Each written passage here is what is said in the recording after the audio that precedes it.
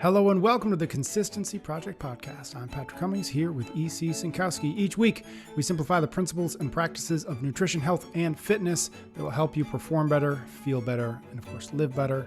Thank you so much for tuning into the show. Hello, E.C. How are you? Great. How are you doing? I'm wonderful. Happy summer to you and to everybody. That's right. We're going to talk about the science behind high-protein diets and kidney health today. Cool? Yeah. One of the more prevalent, let's call it myths or points of confusion perhaps on the interwebs, is that high protein diets are bad for our kidneys. So that's really what we're going to talk about today. So we're going to talk about protein, but as it relates to kidneys, we're going to talk about some common measurements of kidney health as well. I think we'll get to that towards the end. But let's start with maybe a little background on kidneys and their function, and then of course weave in why we're talking about protein as it relates to those things. Yeah. Okay, so the kidneys, we've got two of them. They're located at the back of our Some abdomen. of us do. Yeah, that's true. Do. That's true. Some of us do. Located at the back of the abdomen, below the rib cage, and kind of either side of the spine. The kidneys have a ton of roles, from like regulating blood pressure and blood volume to producing hormones for red blood cell production to vitamin D activation. I mean, they do a ton of things, but specific to the topic today, they are responsible for filtering waste from the blood. And then that filtered waste ends up being disposed of via the urine. And they're pretty amazing at this filtering capacity. The human body has about 5 quarts of blood in terms of total blood volume. And every day, the kidneys filter about 150 quarts of blood. So that means that upwards of 30 times a day, your entire blood volume is being filtered and then disposing on average about 2 quarts of urine. Again, all on average. Of course, there's going to be some variation here. Now, some of the waste products that they're filtering out are the breakdown of protein, which we're going to discuss, but also things like excess salt. Should you be taking all of those electrolyte salt drinks that I don't think you need, or many people don't need, as we've talked about before? So they're filtering that out and then disposing of that. But yeah, the concern with the high protein diet is that they might kind of overwork the kidneys. And so what happens here with proteins, the building blocks of proteins are these amino acids, and amino acids have the compound nitrogen in them. And when the amino acids get broken down or metabolized, this nitrogen is released, and it's released in the form of ammonia. Problem is, ammonia tends to be toxic or is toxic to our cells. So the liver quickly converts that ammonia to urea, and then it's sent to the kidneys and it's filtered out in the urine. But the main concern there is that the more and more protein you have, the more and more of this urea compound you're going to have, and is it going to be overloading the kidneys in their capacity to process that waste and then also rid it from the body? Okay, so what does the research say about that in terms of the increase in protein? Does it actually do that? Is it something we should be concerned about? Yeah, I mean, I think we have enough evidence that, especially the amount of protein that I think is necessary for people, that amount of protein is going to be safe and isn't harmful to the kidneys.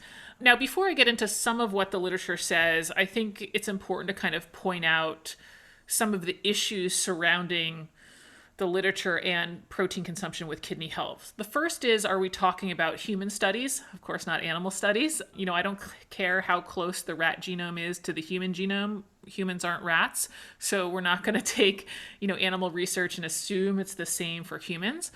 Another one is, are we looking at observational studies versus the randomized control trials?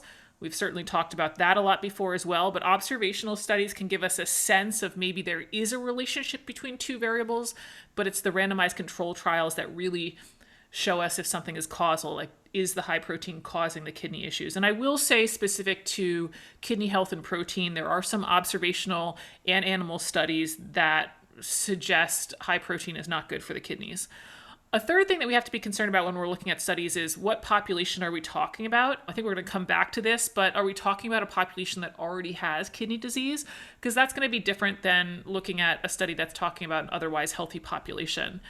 And finally, something else that we want to consider is the length of the studies. I know we've talked about this before, but one of the things that people want to know is, well, what's going to happen to me in 10 or 20 years? But that's really difficult, i.e. impossible, to run randomized control trials for that long because somebody's just not signing up for that.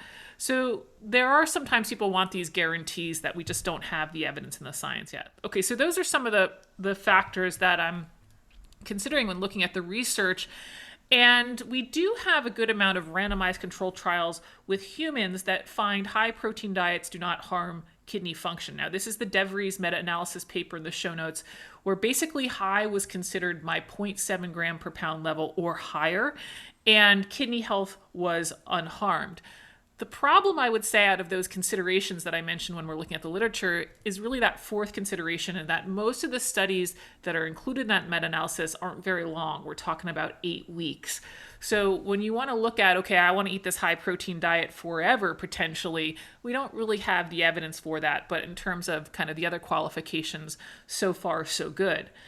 Now, trying to find some evidence that is a longer study and high protein diet, there is the Antonio paper in the show notes. What they did is they took 14 men, okay, super small sample size, but 14 men, and they alternated between them taking in about 1.1 grams per pound up to 1.5 grams per pound, kind of in 2 or 4 block months at a time, which just an interesting study, but it was kind of like they would go up for a period of a couple months and come back down. Now, coming back down was still down to 1.1 grams per pound, so still quite high. But at least this went on for a year, and they found that there was no harmful effects on biomarkers, including kidney and liver function. So right now we have evidence that suggests, again, very small sample size, that 1.1 grams per pound is safe for people to consume in terms of their kidney health. But yeah, I mean, that's going to be kind of the longest that I've seen that we have in a randomized controlled trial sort of fashion. And it's just not that long. So in combination with the fact that I don't think many of us need 1.1 grams per pound or higher, I'm not sure why we would even consider being worried about anything higher than kind of the recommendations that I put out. So those recommendations that obviously we've talked about a number of times is 0.7 grams per pound of body weight, protein every day. You talked about populations a little bit. Is there a population maybe who you wouldn't recommend that target for? Yeah. Yeah. And I'll even go up to 1 gram per pound. I do find that a lot of people are eating there kind of, I don't know, aspirationally, I guess. You know, they want to be as muscular as like a really top athlete or something like that. And so they're already eating at 1 gram per pound. When in reality, I think a lot of what is missing is the training volume or the intensity, as we've talked about before. So I just wanted to kind of circle back to that yeah, 0.7 grams per pound is really where I recommend for a lot of people. I will swing up to 1 gram per pound, but that's kind of the range for me. Now, in terms of people not even getting to that 0.7 gram per pound level, I would say anybody with kidney issues, of course, needs to listen to their doctor. So this could be kidney problems like chronic kidney disease, but even other comorbidities like diabetes. These populations will often not be at the 0.7 grams per pound level. There's some interesting stuff out there once people have chronic kidney disease that the amount of protein intake that's recommended changes, but I don't even want to go into more specifics than that because, again, this podcast can't really give any directions in terms of health conditions, and people need to be working closely with their doctor in their specific context. So kidney issues, other health issues, listen to your doctor for protein intake. The second population would be a population that is more sedentary. You know, coming out of the CrossFit space and working with a lot of functional fitness athletes who are interested in performance and interested in having a more muscular aesthetic, you know, that 0.7 gram per pound is going to be great. Even for clients that really want some weight loss, the 0.7 gram per pound can help with satiety. But there are going to be people who don't have those goals, that are just more sedentary. They're happy with the amount of muscle mass they have. They're not necessarily needing any satiety.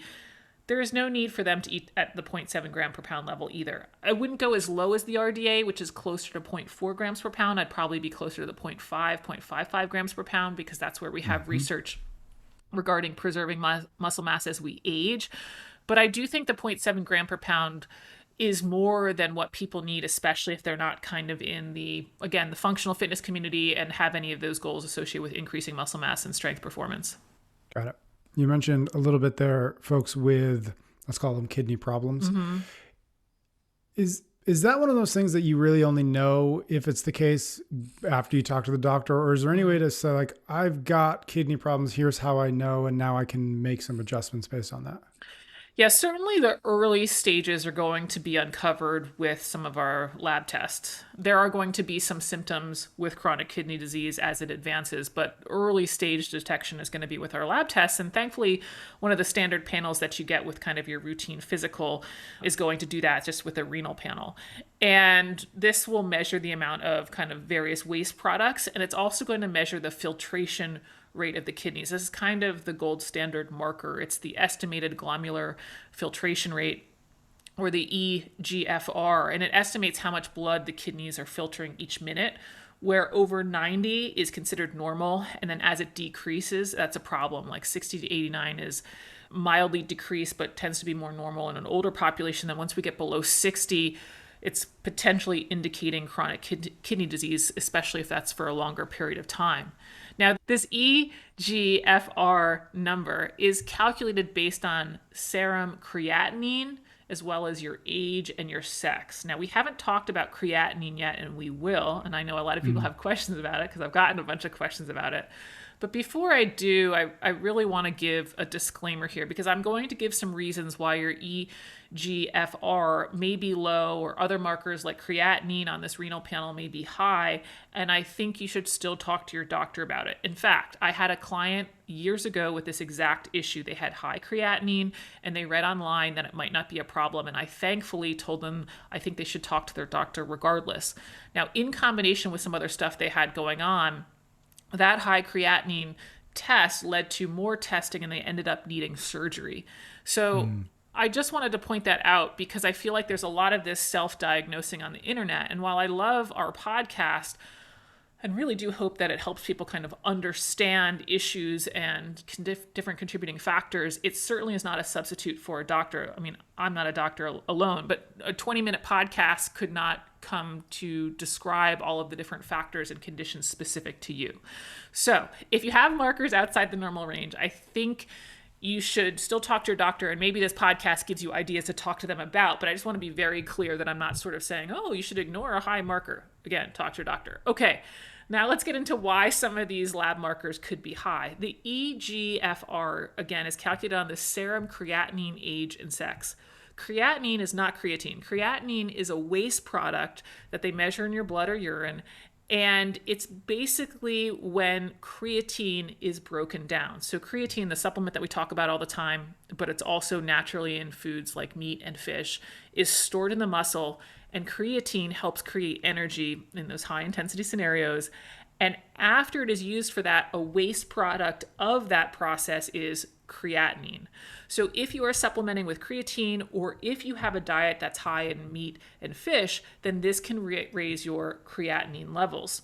Similarly, if you have a good amount of muscle mass, because you're going to store more creatine and you're going to be breaking it down more often, you also can have high creatinine levels that are going to show up in your urine or blood. And then these higher creatinine levels could also then result in a low eGFR rating, such that your kidneys might appear to be having a problem or not filtering correctly, when in reality you could be otherwise fine and healthy. I should mention that this is not the entire list of things that can affect your kidney lab values. Things like over-the-counter medications, especially things like Advil, and even being, let's say, slightly dehydrated, could increase your creatinine levels. And hat tip to one of my masterclass students, a nephrologist, Danielle, for chiming in regarding this. But over-the-counter medications and dehydration are not good for your kidneys. So those are also going to be some considerations. And when I talk about dehydration, again, it's just drinking to thirst and maintaining a pale yellow urine. It's not necessarily overhydrating all of the time. But these are some of the factors why you could have a high reading there. But nevertheless, again, still should talk to your doctor about those potential contributing factors instead of saying, oh, well, I think I'm fine. Mm-hmm. Okay, so obviously, as you mentioned a few times, talk to your doctor. But are there other considerations for an individual on a high protein diet, or individuals with lots of muscle mass, if you do all that and then if their kidney markers are still off? Yeah, I mean, some of the things that I think you can kind of bring up with a doctor could be something like, hey, I supplement with creatine, and hey, I end up, I don't know, some people are going to be taking in 1 gram per pound of body weight protein. So, hey, I have a high protein diet. One of the things that you could do is back off of those temporarily, and then you get retested. And obviously, if the numbers fall back in line into normal, then we know that your kidneys are fine. Because if they are not filtering correctly, then we would expect those readings to still be high for the creatinine or the eGFR to be low. And so obviously, if they come back into normal, it's more a reflection of your diet and maybe your muscle mass. And then again, I would also talk to the doctor about maybe hydration status or medication, because again, the going off of those for a period of time or being a slightly more hydrated for the test can help bring your numbers back into line. honestly, this is probably what the doctor is going to do anyway. When they see the numbers out of line, they're going to want to understand more why that could be the case, and they're going to want to retest. So that should be sort of the standard protocol. But I think there's something interesting there about you also altering your diet or taking away some supplementation to see what happens to the markers and to potentially, again, suggest that to them. There is also another lab marker called cystatin C. It's kind of a better metric than EGFR for measuring your filtration of the kidneys because it's not affected by diet, muscle mass, age, or gender as much. And basically, it's just a small protein that's produced constantly by many cells in the body. And typically, it has very stable levels in the blood because it's kind of produced constantly, but then the kidneys are filtering it out. So the levels should be kind of stable. But if the kidneys aren't working well, then we would expect cystatin C to rise. Now, you might be asking, well, why don't we use that as the measurement instead? Is because it's not as affected by these other variables such as muscle mass and diet. And there is definitely a push to kind of use that as more of the standard biomarker, but it's not at this time. So it might be one of those things that, hey, ask your doctor, can we get the cystatin C measured? As far as I understand, it's a bit more expensive too. So I have a feeling that they would say yes if you suggest it, but it definitely is not the standard metric right now. And then I would also suggest to consider, no surprise, lowering your protein intake. Now, again, the evidence that we have does suggest that, this 0.7 grams per pound and the 1 gram per pound is safe. But I just like to remind people that the 1 gram per pound is already clearly overshooting your needs because the protein is really going to be used for your lean tissue or your lean mass. And your lean mass isn't just your muscle mass, it's also, your skin, hair, organs, bone, etc. But nobody is 100% lean mass. I know you might want to be, Patrick, but you're not 100% lean mass. So even somebody who's very lean, they still have fat tissue. So 1 gram per pound assumes that your entire body is lean mass. You're already overshooting that. Now, do I think there's some truly professional athletes out there who can be over 1 gram per pound because they're chasing that goal, or maybe they're theoretically optimizing muscle mass gains? Sure. Or maybe they're at a high level of protein intake because their caloric intake is so high, and just by the time they reach all their calories, they're at that level of protein. Sure. Of course. But they're probably not listening to this podcast. I think that 0.7 grams per pound is plenty for so many people that we don't need to come to these really high levels, especially when we don't have evidence truly in the long term to show that kidney health is fine. And again, I just want to come back to, we did that podcast somewhat recently on the comfort crisis that, our ancestors clearly weren't eating at 1 gram per pound of body weight, and yet they were stronger upper body wise than our Olympic rowers when they were looking at some female populations. And I think it just kind of speaks to the fact that generally, culturally, as a society, we're so fixated on the eating aspect, when in reality, I think if we kind of shift some of that focus more to the intensity, training volume, and let's say even say something like sleep, we're going to overall get a better performance outcome than just kind of really staying on this high protein intake. Got it. You said something earlier that I think is kind of interesting. Is you said eating aspirationally, right? This idea of, well, I want to be a fill in the blank, high performance athlete, whatever. So I'm going to eat as though I am now. I just think that's interesting. Can we maybe use that as a bridge to just talk about what else you see as the concerns for a high protein diet outside of kidney function, as we just walked through, but anything else that we should know or consider before maybe we fall into that trap of eating aspirationally? Yeah. I mean, I think there's a couple concerns, but, eating aspirationally, I think it's an interesting concept because I get it. Like, if you want to be a top athlete, one of the things that they have is a different diet. And so you're thinking, okay, well, that's how I want to fuel it. I think we just have to catch ourselves a little bit and make sure that that's really our limiting factor. Is it really the fact that I'm not eating enough protein that prevents me from being Tia Claire Toomey? No, there's going to be some other things in line before I need to really worry about that. And so that's where I just like to caution people about the eating aspirationally. It's not that, a high protein might not happen once you get to that level, but is that really the limiting factor? In many cases, the answer is going to be no. But so what are some of my concerns when we really go for this high protein diet outside of this filtration stuff that we discussed?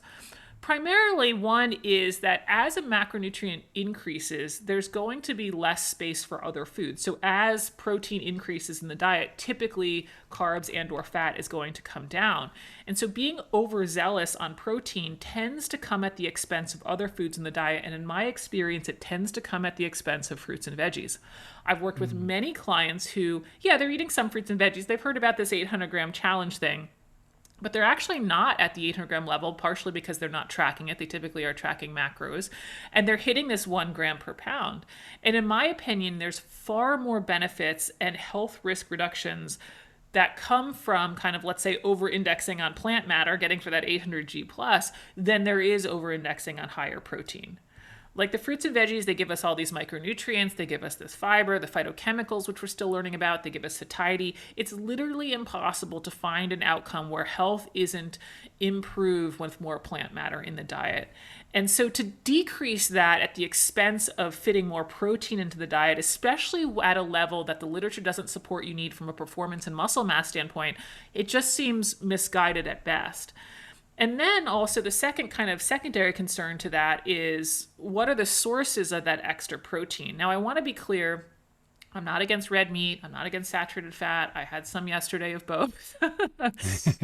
But if anything, these are the two areas where we do have consistent evidence that high doses of red meat increase the risk of colon cancer, and high amounts of saturated fat can increase LDL cholesterol, which can increase heart disease risk. Again, I'm not suggesting to eliminate either, but when you start to look at how the heck am I going to get to this 1 gram per pound, or if people are really shooting for the 1 gram per pound plus, how the heck am I going to do that? We might start filling it up with more and more red meat or processed meats to get there. And we might be leaning more into some of the full fat dairy to get there, which is going to be high in saturated fat, or even some of the processed products like protein bars, which can be high in saturated fat. So kidney measurements aside, I think these are the other downsides to a high protein diet. You're missing out on fiber and phytochemicals and vitamins and minerals from plant matter. And you also might be over-indexing on its kind of saturated fat or red meat components that can increase our health risk. All right. I think that's a good place to wrap up this conversation about high protein and kidney function. Thank you, EC, as always. Thanks, everybody out there, for listening. Do make sure you're subscribed to the show wherever you are listening or watching this so you don't miss another episode. EC and I will be back next week for a brand new episode of the Consistency Project podcast.